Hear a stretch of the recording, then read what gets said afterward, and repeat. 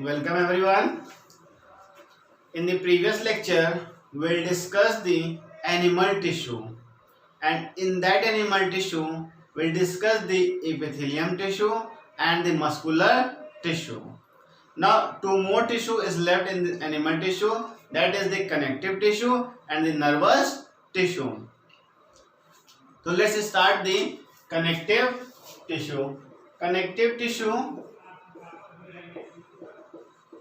ये नाम से ही क्लियर हो रहा है, जो चीजों को कनेक्ट करके रखता है।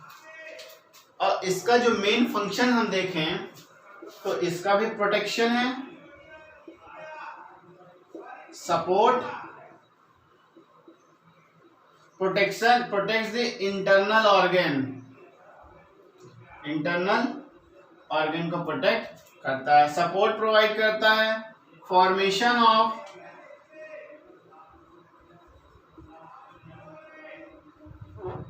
blood,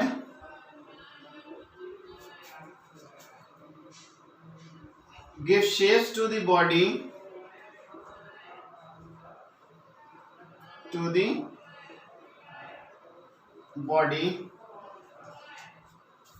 and defense। इस तरीके से बहुत सारे फंक्शन हैं। जब हम डिटेल में चलेंगे तो किस पर्टिकुलर टिश्यू का क्या फंक्शन है वहां पे हमें क्लियर हो जाएगा। नाउ एपिथेलियम टिश्यू में हमने बात की थी कि एपिथेलियल टिश्यू कनेक्ट होते हैं कनेक्टिव टिश्यू से, और जिससे कनेक्ट होते हैं उनके बेस पर एक मेम्ब्रेन प्रेजेंट होती है, that is called the basement membrane.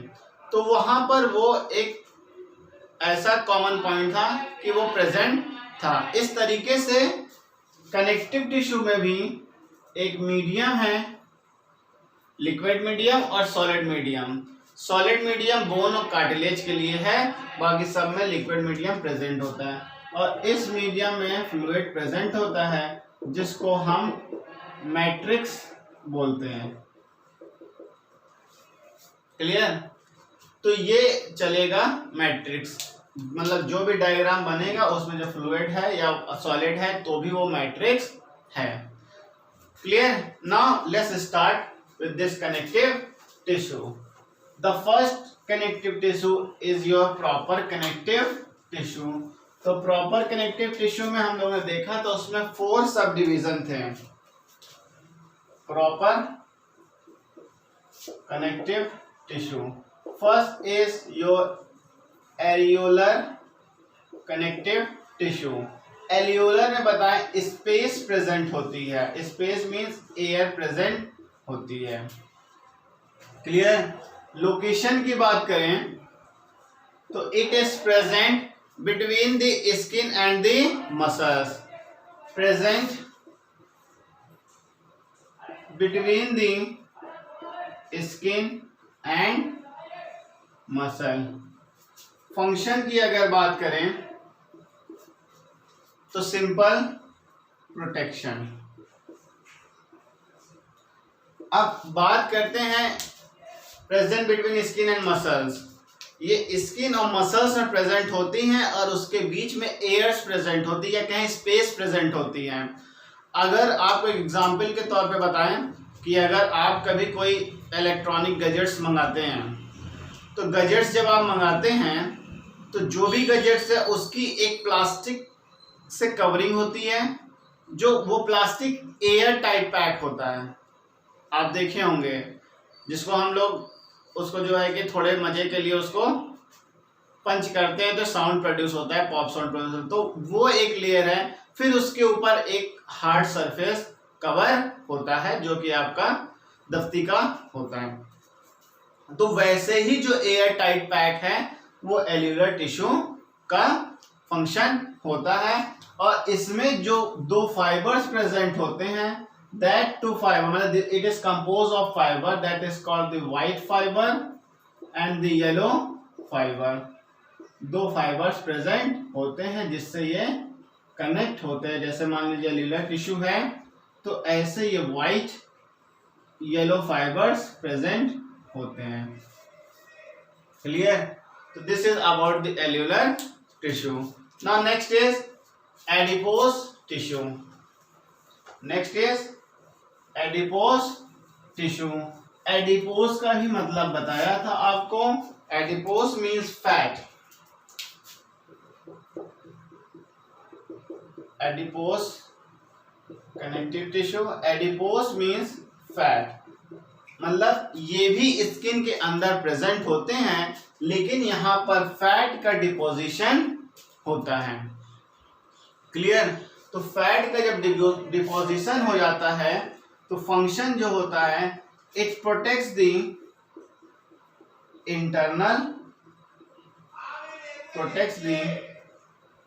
Internal organ. मतलब अगर बात करें हार्ट की, किडनी की, लिवर की, तो इनके चारों तरफ एक फैट की लेयर बन जाती है, तो इसको प्रोटेक्ट करता है। This is about the adipose tissue. तो लोकेशन की अगर बात करें तो ऑर्गन्स के चारों तरफ सराउंडेड होते हैं, स्किन के नीचे प्रेजेंट होते हैं। It is present below the skin and surrounded the organ. Function protects the internal organ and also helps in insulation. Insulation का प्रोटेक्ट करता है। अगर ठंड ज्यादा रहती है तो जिनका फैट होता है ज्यादा, तो इंसुलेशन का फैक्टर्स होता है, तो उन्हें उतनी ठंड नहीं लगती जितना वो उनको लगती जिसमें फैट कम होता है। तो this is about the adipose tissue. Now the next is tendon. Third is tendon. Tendon की अगर बात करें तो ये नॉन इलास्टिक है, व्हाइट फाइबर से बने हुए होते हैं, व्हाइट कोलेजन फाइबर से बने हुए हैं, और इनका जो मेन फंक्शन है, it connect bone to muscle. Bone to muscle से कनेक्ट होते हैं। अगर बात करें कि ये बोन है,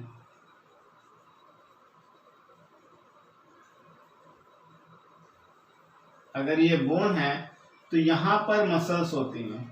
ये आपका अपर आर्म है, ये लोअर आर्म है।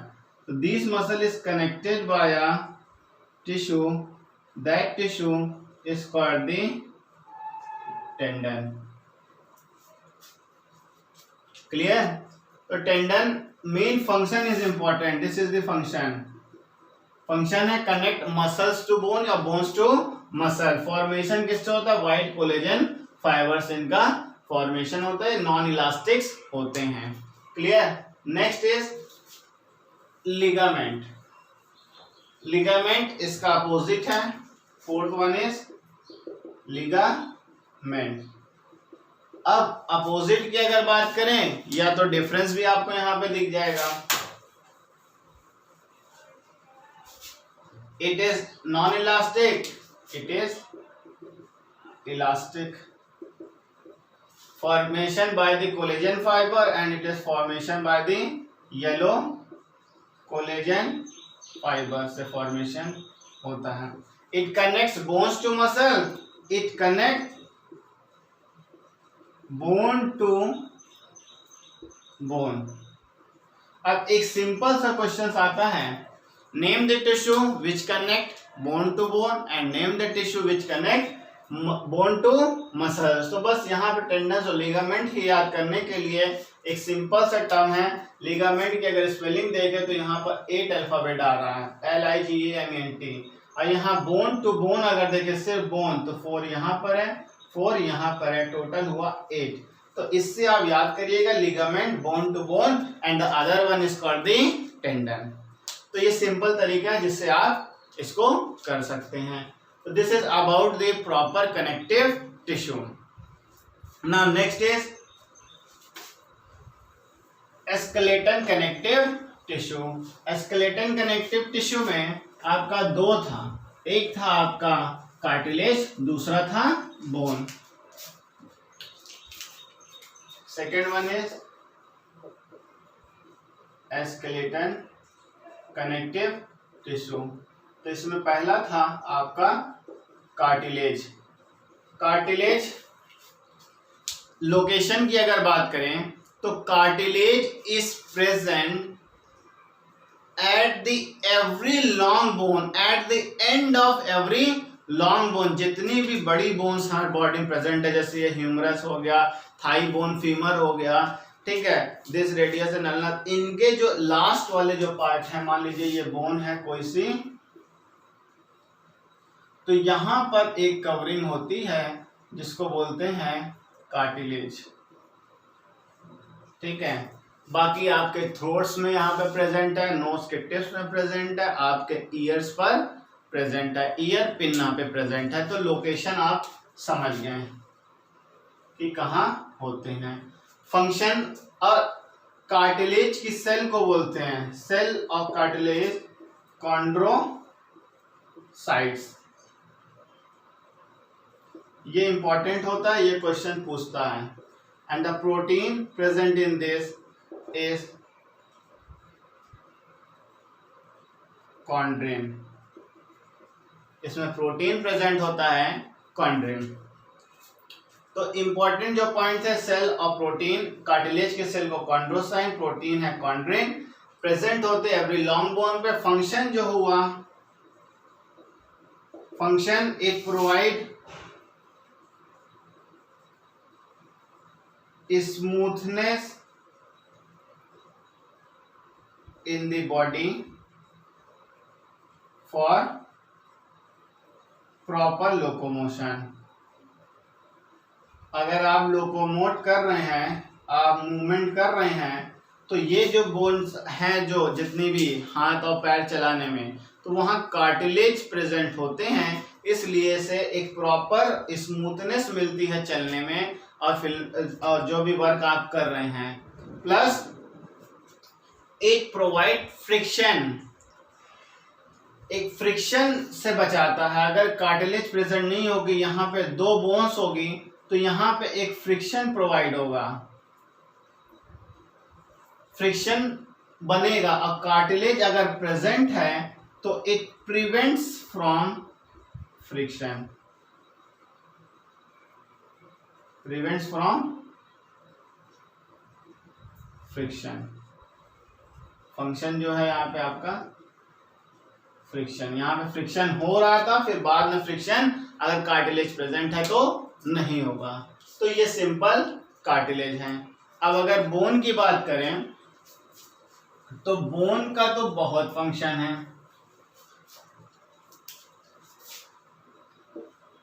Bone present all over the body, ये तो पता ही है, पूरा प्रेजेंट होता है। लोकेशन की अगर बात करें तो all over the body, all over the body, पूरे जगह प्रेजेंट है। फंक्शन की अगर बात करें, फंक्शन तो बहुत हो गए इसके। It gives shapes to the body, वहां पे हम कनेक्टिव टिश्यू में लिखे हुए थे, it gave shape to the body। Second, formation of blood cells। Blood cells का फॉर्मेशन भी यहीं से होता है, क्योंकि बोन मैरो इसमें प्रेजेंट होता है। क्लियर? बोन मैरो प्रेजेंट होता है। शेप दे दिया आपको, ब्लड का फॉर्मेशन हुआ क्योंकि बोन फॉर्मेशन बोन मैरो होता है। It protects the internal organ, protects the internal organ. तो इंटरनल ऑर्गन को कैसे प्रोटेक्ट किया? जैसे आपके रिब्स प्रेजेंट है, रिब्स के अंदर लंग्स है, हार्ट है, उसको प्रोटेक्ट किया। क्रेनियम कैविटी है जिसको ब्रेन को प्रोटेक्ट कर रहा है। स्पाइनल कॉर्ड पीछे आपका, वहां पे वर्टिब्रल कॉलम है जो स्पाइनल कॉर्ड को प्रोटेक्ट कर रहा है। तो इस तरीके से आपका यहाँ पे ब्रेन का बोन का फंक्शन हुआ। स्ट्रक्चर तो सिंपल, किसी भी बोन का आप देखिए जो सिंपल आपको दिखता है बोन, वो ये है। क्लियर? तो this is about the bone. अब यहाँ पे देखिए सेल प्रेजेंट है, कार्टिलेज में कॉन्ड्रोसाइट, यहाँ पे बोन की सेल को बोलते हैं ऑस्टियोसाइट्स। यहाँ पे प्रोटीन का फॉर्मेशन होता है, तो यहाँ पे भी प्रोटीन का फॉर्मेशन होता है, पर यहाँ पे प्रोटीन का नाम है ओसिन। अब बोन इज कंपोज्ड ऑफ, किससे बनी होती है? Calcium, phosphorus and magnesium. तो ये इंपॉर्टेंट है, brain is compose of, element का नाम पूछेगा तो ये आपको बताना पड़ेगा। क्लियर? तो this is about the cartilage and the bone. अब आपका बच रहा है फ्लूइड कनेक्टिव टिश्यू। तो फ्लूइड कनेक्टिव टिश्यू में अगर आपको याद है तो हमने डिस्कस किया था ब्लड एंड लिम्फ, दो नाम बताया था। Third one is fluid connective tissue. Fluid connective tissue में फर्स्ट इज ब्लड। अब ब्लड तो बहुत सा सिंपल सा टर्म्स है। ब्लड दो पार्ट में डिवाइड हुआ है, blood plasma and the blood corpuscles. Blood दो पार्ट में डिवाइड हुआ है, blood plasma and the blood corpuscles. Blood plasma 55% body में है और ब्लड कॉर्प्यूसेल्स 45% प्रेजेंट होते हैं। और इस 55% में 90% आपका वाटर है एंड 10% अदर कंपोनेंट प्रेजेंट होते हैं। अदर कंपोनेंट में आपका प्रोटीन वगैरह हो जाएगा। क्लियर?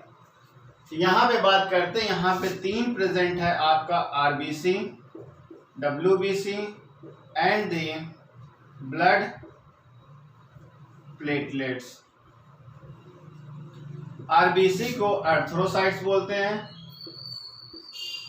एंड डब्ल्यूबीसी को ल्यूकोसाइट्स बोलते हैं। ब्लड प्लेटलेट्स को थ्रोम्बोसाइट्स कहते हैं। और ये इंपॉर्टेंट होते हैं, साइंटिफिक टर्म्स पूछ लेता है। तो हमें जो थोड़ा बहुत इस कनेक्टिव टिश्यू में पढ़ना है, हमें लोकेशन तो समझ में आ गई कहाँ पढ़ना है, स्ट्रक्चर भी हम समझ लिए, सब कुछ हम समझे, धीमे धीमे समझ गए हैं और एक चैप्टर के फिनिशिंग पर आ गए। लेकिन अब यहाँ पे अगर हम पूरी अगर ब्लड की बात करेंगे तो एक पूरा का पूरा सर्कुलेटरी सिस्टम का चैप्टर हो जाएगा। लेकिन as per the chapter tissue और कनेक्टिव टिश्यू में हमें इसका स्ट्रक्चर, फंक्शन और लोकेशन पता करना है। तो ब्लड की अगर बात करें तो लोकेशन में जो ब्लड है प्रेजेंट होते हैं ब्लड वेसल्स में, ठीक है। और स्ट्रक्चर बात करें, स्ट्रक्चर क्या? फ्लूइड है, फ्लूइड है। तो फ्लूइड में आपको बताए थे मीडियम है, तो यहाँ पे फाइबर्स प्रेजेंट होते हैं और इसी में ऐसे वेसल्स होते हैं, इसमें ये फ्लो करते हैं। क्लियर? और आई पर्टिकुलर देखेंगे तो और थोड़ा क्लियर हो जाएगा। अब फंक्शन की बात कर लें तो अब फंक्शन और स्ट्रक्चर और डिटेल्स में अगर बात करते हैं तो एक एक टॉपिक को लेके चलते हैं। पहला आपका है आरबीसी। आरबीसी है आपका red blood cell. Red blood cell है, तो रेड ब्लड सेल रेड इसलिए है क्योंकि इसमें पिगमेंट प्रेजेंट है। इस पिगमेंट का नाम है हीमोग्लोबिन। हीमोग्लोबिन प्रेजेंट है। हीमोग्लोबिन, हीम का मतलब होता है आपका आयरन और ग्लोबिन का मतलब होता है प्रोटीन। आयरन रेड कलर का होता है, इस वजह से आरबीसी का जो कलर है वो रेड होता है। और इम्पॉर्टेंट पॉइंट क्या है, इसमें न्यूक्लियस जब आरबीसी मैच्योर हो जाती है तो इसमें न्यूक्लियस एब्सेंट हो जाते हैं, न्यूक्लियस एब्सेंट हो जाते हैं। क्लियर? और life cycle of RBC, life cycle जो है इसकी 120 डेज होते हैं। क्लियर? अब आरबीसी की कमी से जो डिजीज होती है उसको अनीमिया कहते हैं।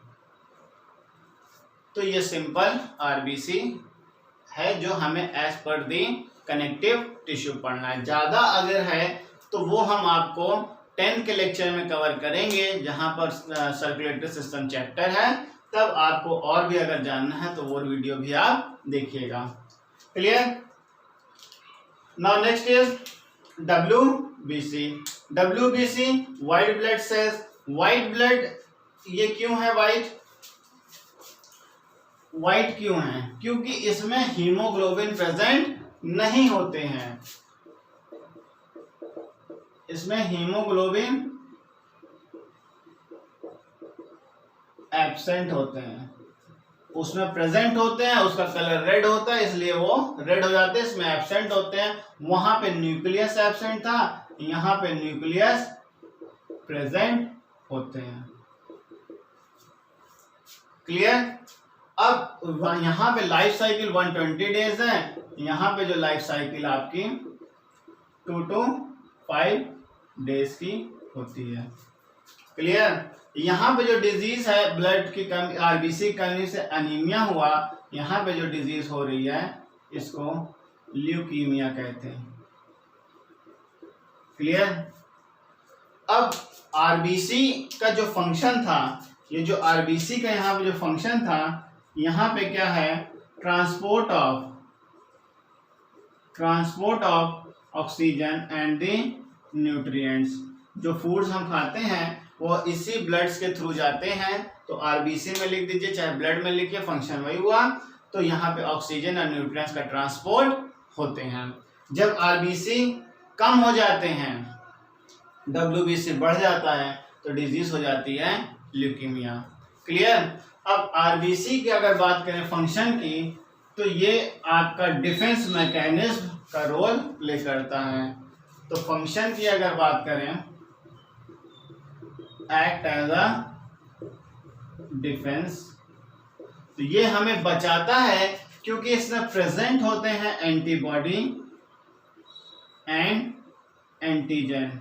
एंटीजन एंड एंटीबॉडी इसमें प्रेजेंट होते हैं। जो भी बाहर से फॉरेन पार्टिकल्स आते हैं तो वो उससे फाइट करके हमें बचाते हैं, इसलिए इसको सोल्जर्स ऑफ द सेल भी बोलते हैं। Soldier of the cell, that's why they are called soldiers of the cell, because they fight with the foreign particles.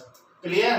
तो this is about the WBC, and WBC is further divided into 2: granulocyte and agranulocytes. Granulocytes mean जो इनके cytoplasm है, cytoplasm जो है grains likes हो जाते हैं, तो उस पे डिवीजन हुआ। अगर ग्रेन लाइक्स है तो ग्रेनुलोसाइट्स, और ग्रेन लाइक्स नहीं है तो एग्रेनुलोसाइट्स। तो एग्रेनुलोसाइट्स में आपका आया एसिडो, एग्रेनुलोसाइट्स में आपका आएगा मोनोसाइट एंड लिम्फोसाइट्स,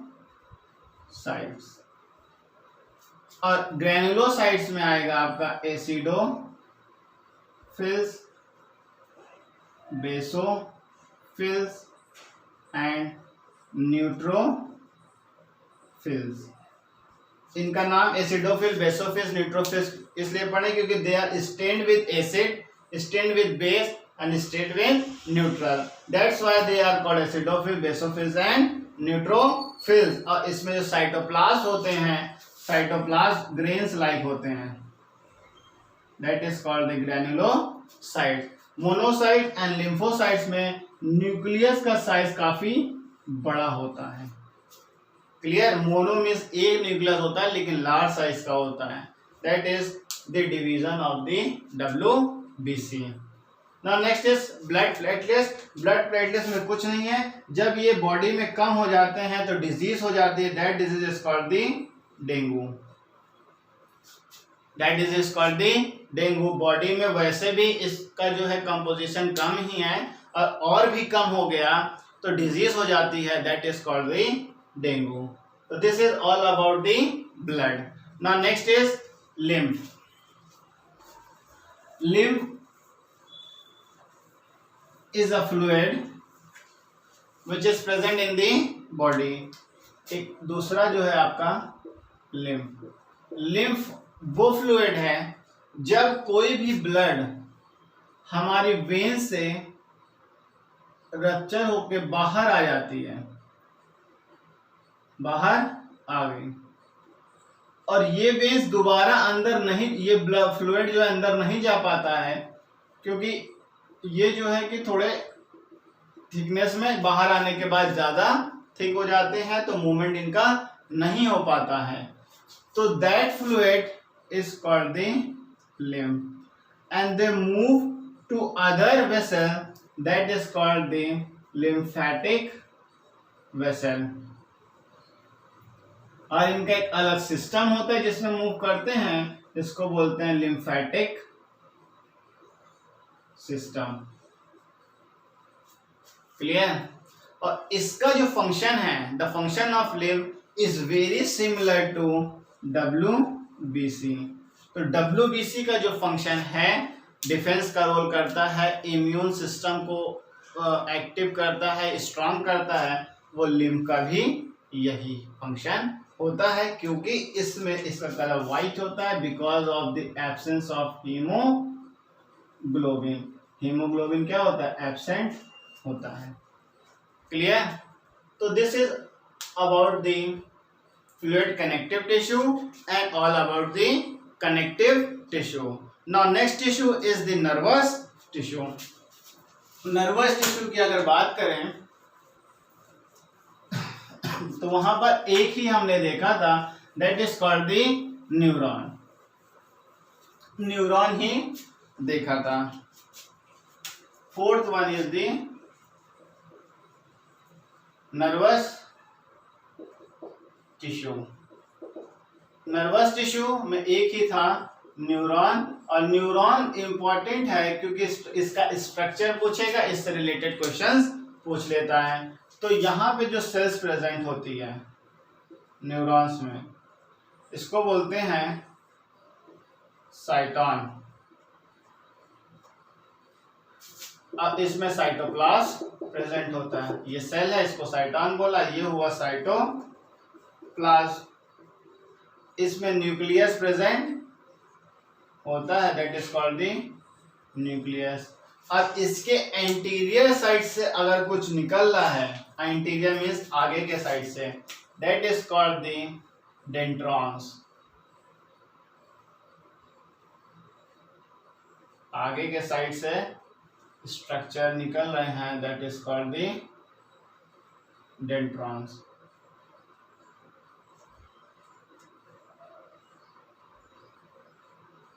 इसके पीछे से स्ट्रक्चर निकलता है, that is called the axon. ये आपका एक्सॉन हुआ। First branching of dendron is called the dendrons and the second branching is called the dendrites. Second branching is called the dendrites.